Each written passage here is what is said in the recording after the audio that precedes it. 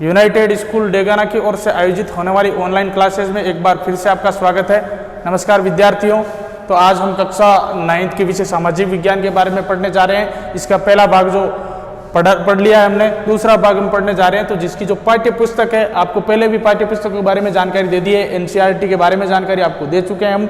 तो अब पाठ्य पुस्तक जो हमारी जो चल रही है, राजस्थान का स्वतंत्रता आंदोलन एवं शौर्य परंपरा। पाठ्य पुस्तक का क्या नाम है? राजस्थान का स्वतंत्रता आंदोलन एवं शौर्य परंपरा, ये हमारी पाठ्य पुस्तक का नाम है। तो आपको पता चल जाना चाहिए कि राजस्थान से संबंधित और राजस्थान के इतिहास के बारे में इसमें अध्ययन होने वाला। तो इसमें पहला अध्याय जो है 1857 की क्रांति। पहला अध्याय कौन सा हमारा? 1857 की क्रांति। तो इसमें जो पहले हमने जानकारी ले ली है पहले भाग में कि 1857 की क्रांति की जो मेन भूमिका कैसे आई, जो उससे पहले मराठा शक्ति जो प्रबल हो रही थी, तो उसके बारे में मराठा शक्ति राजस्थान के किन किन क्षेत्रों में प्रबल हो रही थी, राजपूताना के किन किन शासकों को उनको गुलाम बनाने की कोशिश की, उनसे सरदेशमुखी व चौथ जो कर है वो भी वसूला था तो राजस्थान के शासकों के साथ। तो राजस्थान के शासकों ने मिलकर एक योजना बनाई कि मराठों को किस तरीके से, मराठों पर अंकुश कैसे लगाया जाए, उनको जो आक्रमण बढ़ते जा रहे हैं या आक्रमण को रोकने के लिए हमें क्या क्या करना चाहिए। इसलिए उन्होंने एक सम्मेलन का आयोजन रखा। राजपूताना के जो शासक है उन्होंने एक सम्मेलन का आयोजन रखा और उस सम्मेलन का नाम था हुरडा सम्मेलन। सम्मेलन का क्या नाम था? हुरडा सम्मेलन। और जुलाई 1734 ईस्वी में इसका आयोजन रखा गया था। तो इसकी सबसे पहले पहल किसने की? सवाई जयसिंह ने पहल की थी। तो इसके बारे में, हुरडा सम्मेलन के बारे में हम जानकारी प्राप्त करते हैं। तो जुलाई 1734 ईस्वी में इसका आयोजन हुआ था मराठा शक्ति पर अंकुश लगाने के लिए। इसका आयोजन क्यों किया गया? मराठा शक्ति पर अंकुश लगाने के लिए और राजपूताना पर मराठों के आक्रमणों को रोकने के लिए। जो संभावित आक्रमण है, मराठों के संभावित आक्रमण होने की संभावना थी कि आगे आने वाले समय में मराठा हम पर आक्रमण कर सकते हैं राजपूताना पे, तो उनको रोकने के लिए जयपुर के शासक कौन थे? सवाई जयसिंह। उन्होंने प्रयास किया और उन्हीं के प्रयासों के बदौलत 17 जुलाई, ये डेट याद रखना, 17 जुलाई 1734 ईस्वी को इस सम्मेलन का आयोजन हुआ था। कब हुआ था? 17 जुलाई 1734 ईस्वी को हुरडा नामक जगह है। ये अब ध्यान में आया आपके कि हुरडा नाम क्यों रखा गया? क्योंकि एक जगह थी ये हुरडा, और इस जगह के नाम पे इस सम्मेलन का नाम भी हुरडा सम्मेलन रख दिया गया। हुरडा जगह कहां पर है? भीलवाड़ा में वर्तमान में। और यह उस समय राजपूताना की रियासत, उस रियासत में आने वाला यह स्थान था। उस स्थान पर राजपूताना के शासकों का एक सम्मेलन आयोजित हुआ। कब हुआ? 17 जुलाई 1734 में सम्मेलन आयोजित हुआ। और उसी सम्मेलन को ही हमारे इतिहास में या राजस्थान के इतिहास में भी कह सकते हो, राजस्थान के इतिहास में इसको हुरडा सम्मेलन के नाम से जाना जाता है। तो अब आपको समझ में आ गया होगा कि ये सम्मेलन, हुरडा सम्मेलन कब आयोजित किया गया? 17 जुलाई 1734 को इसका आयोजन हुआ। किनके प्रयासों से? जयपुर के शासक सवाई जयसिंह के प्रयासों से। हुरडा जगह है, कहां पर है? भीलवाड़ा में है। भीलवाड़ा उस समय किस रियासत में आता था? मेवाड़ रियासत में। किस रियासत में आता था? मेवाड़ रियासत में। इसका आयोजन क्यों किया गया? मराठा शक्ति पर अंकुश लगाने के लिए और संभावित आक्रमणों को रोकने के लिए। संभावित आक्रमण यानी मराठों के संभावित आक्रमणों को रोकने के लिए इसका आयोजन किया गया। और इतिहास में इसको हुरडा सम्मेलन के नाम से क्यों जाना जाता है? क्योंकि यह हुरडा नामक स्थान पर आयोजित हुआ था, इसलिए इस सम्मेलन का नाम भी हुरडा सम्मेलन रख दिया गया।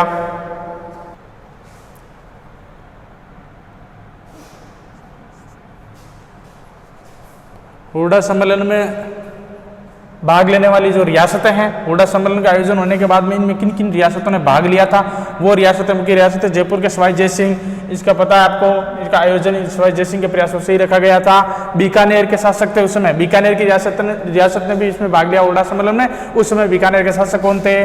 जोरावर सिंह। कोटा रियासत ने भी सम्मेलन में भाग लिया। उस समय कोटा रियासत के शासक कौन थे? दुर्जन साल। बूंदी रियासत ने भी भाग लिया था। उस समय बूंदी के शासक कौन थे? दलेर सिंह। इसके बारे में हमने पहले ही पढ़ा था कि दलेर सिंह को हटाने के लिए बुद्ध सिंह ने प्रयास किया था, मराठा शक्ति का सहयोग भी लिया था। और राजस्थान में आंतरिक मामलों में या आंतरिक आक्रमणों की दृष्टि से देखा जाता तो सबसे पहले मराठों का सहयोग बुद्ध सिंह ने लिया था। और वो किस लिए लिया था? दलेर सिंह को पदच्युत करने के लिए, दलेर सिंह को अपने उसकी गद्दी से हटाने के लिए, कुर्सी से हटाने के लिए। और इसमें करौली रियासत है, उसने भी भाग लिया था। किसमें? हुरडा सम्मेलन में। और करौली के उस समय शासक कौन थे? गोपाल दास, जिसको गोपाल सिंह के नाम से भी जाना जाता है। और किशनगढ़ रियासत ने भी इसमें भाग लिया था। किशनगढ़ रियासत है, उसने भी इसमें भाग लिया था। तो उस समय किशनगढ़ रियासत के शासक कौन थे? राज सिंह थे। इनके अलावा मध्य भारत के अन्य राज्य जो है उन्होंने भी इसमें भाग लिया था। उनमें है रतलाम, मध्य प्रदेश में, आपको पता होना चाहिए। तो यहाँ के शासकों ने भी इस सम्मेलन में भाग लिया था। शिवपुरी, ईडर, गौड़ व अन्य राजपूत शासकों ने भी इस सम्मेलन में भाग लिया था।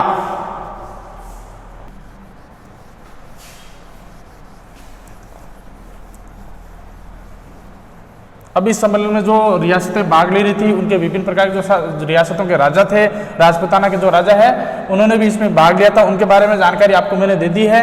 इसमें हमारी जो बुक है उसमें केवल रियासतों के नाम आ रहे थे, तो उसमें रियासतों के जो राजा थे उनके बारे में मैंने आपको बता दिया है। अब जो ये सम्मेलन हुआ था, इस सम्मेलन की अध्यक्षता किसने की, इसके बारे में आप देख लो।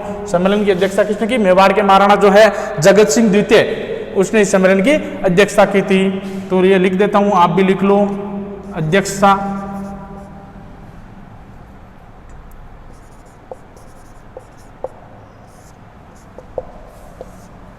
सम्मेलन की अध्यक्षता।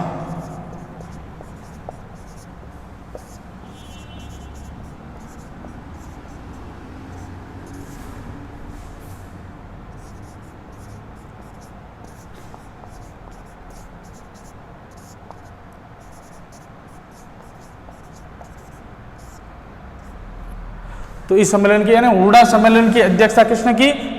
मेवाड़ महाराणा जगत सिंह द्वितीय ने इस सम्मेलन की अध्यक्षता की थी। किन के प्रयासों से इसका आयोजन किया गया वो ध्यान में रखना। जयपुर के शासक सवाई जय सिंह, जयपुर के शासक जो सवाई जय सिंह था, उनके प्रयासों से तो इस सम्मेलन का आयोजन रखा गया था, लेकिन इस सम्मेलन की अध्यक्षता किसने की? मेवाड़ के महाराणा जगत सिंह द्वितीय ने इसकी अध्यक्षता की थी।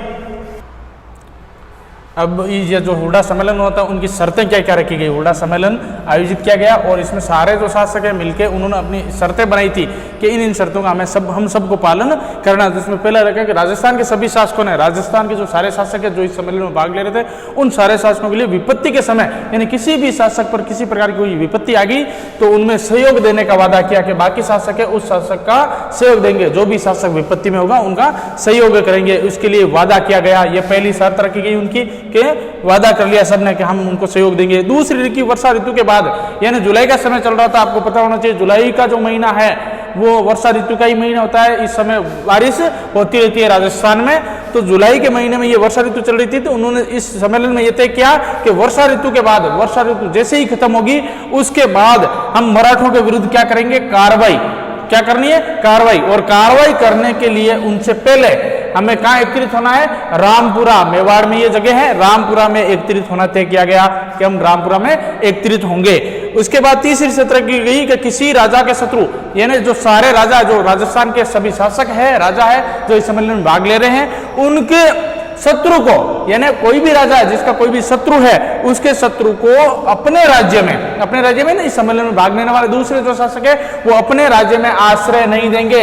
ऐसा नहीं कि किसी दूसरे रियासत का कोई शत्रु है और उसके पास वाली रियासत उसको आश्रय दे रही है और वो उस पर आक्रमण करने वाला है, तो ऐसा नहीं है। इसके लिए भी ये शपथ ली गई कि कोई भी शत्रु को आश्रय नहीं देगा, इसमें यह शपथ रखी गई थी। तो ये सम्मेलन की शर्तें थी। तो इस तरीके से यह सम्मेलन की शर्तें थी और इस प्रकार की शर्तें रखने के बाद में भी यह सम्मेलन वांछित रूप से असफल रहा, इसमें इनको सफलता नहीं मिली। और इसके असफल रहने के जो मुख्य कारण थे, उस समय इनके निजी स्वार्थ भी थे। जो शासक है उनकी निजी स्वार्थ, उनकी ईर्ष्या भावना, द्वेष भावना, इनकी वजह से ये सब सम्मेलन जो है असफल रहा। तो इनके असफलता के जो कारण हैं वो भी हम लिख लेते हैं। तो इस सम्मेलन की असफलता के जो मुख्य कारण है, यह सम्मेलन जो हुआ था वो असफल हो गया था। तो असफल क्यों हुआ? असफलता के मुख्य कारण क्या बने जिनकी वजह से असफल हुआ? तो उनके असफलता के मुख्य कारण है राजपूताना की जो रियासती शासक जो है, राजपूताना जो रियासतें थी उनके शासक है, उनमें आपसी द्वेष भाव, उनमें क्या था? आपसी द्वेष भाव, जिसको हम बोलते हैं ईर्ष्या भाव। ईर्ष्या भाव की वजह से भी ये सम्मेलन असफल हो गया था। उसमें कुशल एवं क्रियाशील नेतृत्व, कुशल नेतृत्व, अच्छा नेतृत्व की कमी थी, क्रियाशील यानी काम करने की जो भावना थी वो इनमें नहीं थी। न तो कुशल नेतृत्व था, न इसमें काम करने की जो भावना थी उनका भी अभाव था। तो इनकी वजह से भी ये क्या हो गया? असफल हो गया था ये सम्मेलन। कौन सा सम्मेलन? हुडा सम्मेलन। और तीसरा जो इनका मुख्य कारण था असफलता का, वो रियासतों की स्वयं की स्वार्थी नीतियां और उनके कार्य। रियासती जो है उनकी स्वयं की अपनी स्वार्थी नीतियां, यानी सारी जो रियासतें अपने स्वार्थ साधने में लगी थी और अपने स्वार्थी कार्य के लिए महत्व दे रही थी, जिनकी वजह से यह सम्मेलन क्या हो गया? सम्मेलन असफल हो गया था।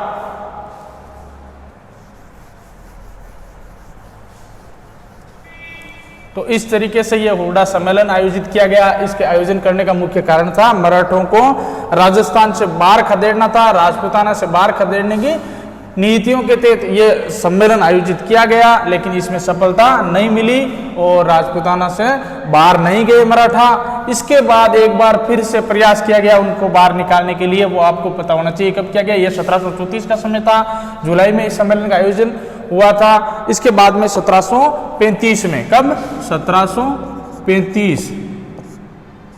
1735 ईस्वी में एक बार फिर से मराठाओं को बाहर खदेड़ने के लिए, किनको? मराठाओं को राजस्थान से या राजपूताना से खदेड़ने के लिए एक बार फिर से प्रयास किया गया। उसमें मुगल सम्राट ने भी सहयोग दिया था। इसमें मुगल सम्राट व राजपूत शासकों ने, किसने? राजपूत शासकों ने एक बार फिर से प्रयास किया मराठों को बाहर खदेड़ने के लिए। कब किया? 1735 में। लेकिन इनके संयुक्त प्रयासों को भी सफलता नहीं मिली। इनके संयुक्त प्रयास थे, फिर भी इनको मराठों को बाहर खदेड़ने में सफलता नहीं मिली थी।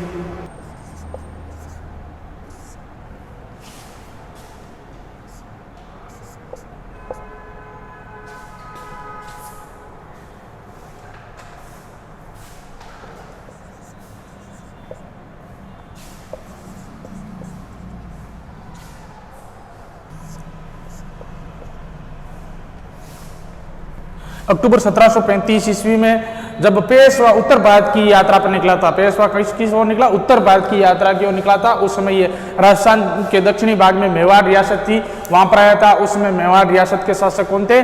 जगत सिंह द्वितीय मेवाड़ रियासत के शासक है। तो उन्होंने उनका स्वागत किया, पेशवा है जो उनका स्वागत किया था उन्होंने, और स्वागत करने के बाद में उनको उपहार भी भेंट किए और एक समझौता हुआ, और समझौते के तहत उन्हें कर देना स्वीकार किया। कर कौन सा था? चौथ कर। इसके बारे में पहले अध्याय में आपको बता दिया गया, पहले पार्ट में आपको बता दिया गया।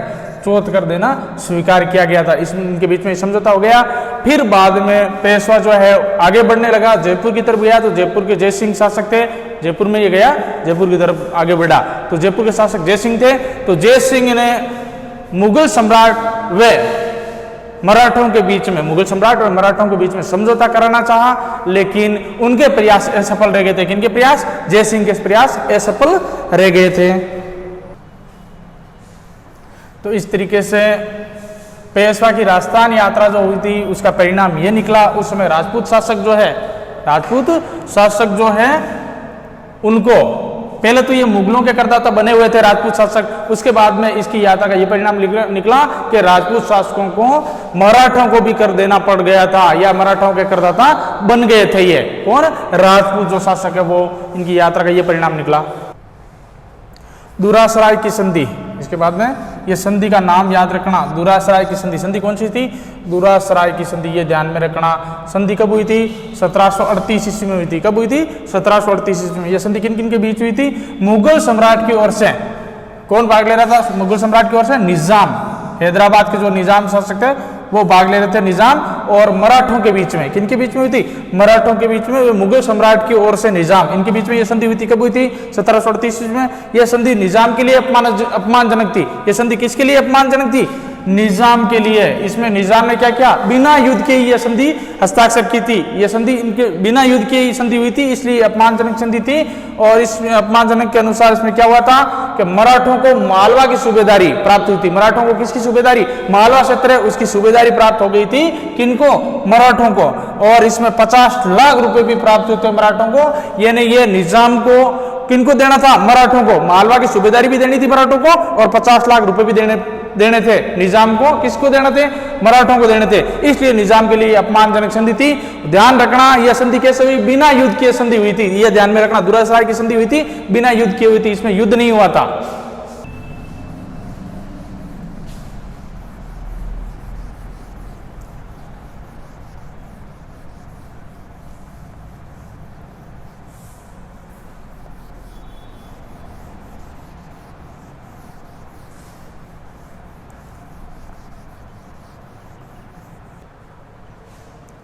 1742 ईस्वी के आसपास के समय था। उस समय के आते आते मराठों ने मारवाड़ में प्रविष्ट होकर, महाराष्ट्र जो लोग हैं वो मारवाड़ रियासत में, या यूं कह सकते हैं जोधपुर के आसपास का जो क्षेत्र है वो मारवाड़ रियासत में आता था, उनमें प्रवेश कर लिया, प्रविष्ट हो गए। इसमें मारवाड़ रियासत में प्रविष्ट होकर सोजत क्षेत्र जो है, अभी वर्तमान में पाली जिले में जो क्षेत्र है सोजत क्षेत्र, ये परगना था उस समय। रायपुर ये भी पाली का क्षेत्र है, और जेतारण जो है वो भी पाली के ये परगने थे उस समय। इन परगनों से चौथ कर वसूलना प्रारंभ कर दिया। कौन सा कर? चौथ कर वसूलना प्रारंभ कर दिया था। किसने? मराठाओं ने। समय क्या था? 1742 ईस्वी के आसपास आते आते। और ये तीनों जो जगह हैं, जोधपुर, रायपुर और जेतारण, ये तीनों परगने वर्तमान में पाली जिले के क्षेत्र में आते हैं, पाली जिले में आते हैं। उस समय ये कहाँ के, किस रियासत के परगने थे? मारवाड़ रियासत के परगने थे। मारवाड़ रियासत जोधपुर के आसपास का जो क्षेत्र है वो मारवाड़ रियासत के अंतर्गत आता था। तो इसमें मराठे प्रविष्ट हो गए और इन क्षेत्रों से चौथ कर वसूल करना प्रारंभ कर दिया। चौथ कर के बारे में आपको बताया था, दूसरे राजाओं से रक्षा के बदले में लिया जाने वाला जो कर था, मराठों की ओर से ये कर लिया जाता था उनके बदले में, तो ये कर था चौथ कर। तो ये प्रारंभ कर दिया 1742 में मारवाड़ रियासत से। तुंगा का युद्ध, इसके बाद में ये तुंगा का युद्ध भी हुआ था। किन किन के बीच में? राजपूत जो 28 जुलाई 1787 ईस्वी में राजपूत शासकों व मराठों के बीच में ये युद्ध हुआ था। राजपूत शासक, राजपूताना के जो शासक राजपूत शासक थे उनके बीच व मराठों के बीच में ये युद्ध हुआ था। कब हुआ था? 28 जुलाई 1787 ईस्वी में ये युद्ध हुआ था। और इस युद्ध में मराठा परास्त हुए थे। इस युद्ध में परास्त कौन हुए थे? मराठा परास्त हुए थे। आपको पता होना चाहिए, तुंगा जो जगह है, एक गांव का नाम है तुंगा, और उस गांव पर यह युद्ध हुआ था, यानी इसके मैदान में यह युद्ध हुआ था, तुंगा के मैदान में, इसलिए इस युद्ध का नाम भी तुंगा रख दिया गया। और ये तुंगा का जो मैदान है, किसका? तुंगा का जो मैदान है, तुंगा का ये मैदान किस रियासत में था? जयपुर रियासत में था। और राजपूत शासकों की सेनाओं का नेतृत्व कौन कर रहे थे? जयपुर के शासक प्रताप सिंह, स्वयं प्रताप सिंह राजपूत शासकों की सेनाओं का नेतृत्व कर रहे थे, या यूं कह सकते हैं सेनापति के रूप में थे उस समय। और मराठाओं के सेनाओं का नेतृत्व, मराठाओं की सेनाओं का नेतृत्व या मराठाओं के सेनापति कौन थे? माधजी सिंधिया थे। कौन थे? माधजी सिंधिया थे। और इस समय परास्त कौन हुए थे? परास्त मराठा हुए थे। ध्यान रखना, तीन चीज इंपॉर्टेंट है इसमें। तुंगा का युद्ध, तुंगा जगह कहां पर है? जयपुर रियासत में। और अगला ये कब हुआ था? 28 जुलाई 1787 ईस्वी में हुआ था। किन किन के बीच में हुआ था? राजपूताना के शासकों व मराठों के बीच में हुआ था। मराठों के बीच। और हार या जीत किन की हुई थी? तो इसमें जीत राजपूताना के शासकों की या राजपूत शासकों की हुई थी, और पराजय किन के हाथ लगी थी? मराठाओं के हाथ लगी थी। तो ये इंपॉर्टेंट जानकारी थी इसके बारे में। तो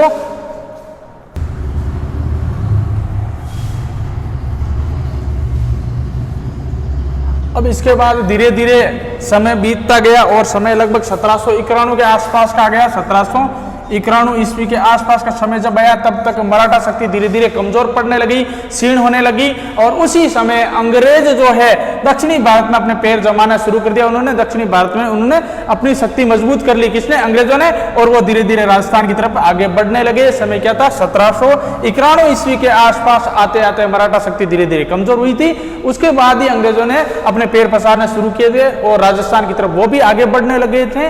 तो इससे आगे की जो कक्षा है वो हम अगले भाग में पढ़ेंगे।